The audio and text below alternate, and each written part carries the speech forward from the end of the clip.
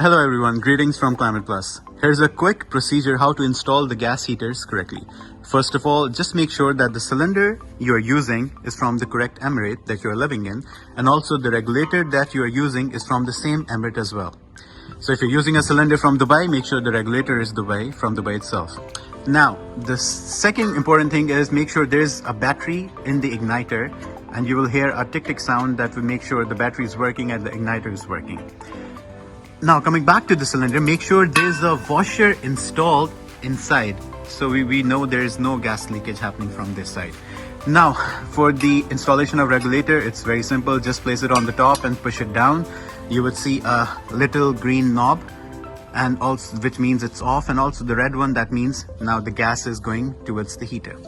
Now simply place the gas cylinder back inside the heater.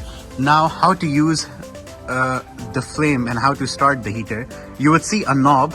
You have to turn the knob towards the pilot mode. Just press it and turn it towards the pilot mode and keep it there for around 1 minute. By doing this, you would allow the gas to reach from the cylinder to the burner itself. So after approximately 1 minute of keeping the knob pressed in the pilot mode, then you would press the igniter button, and then the gas would reach the burner itself.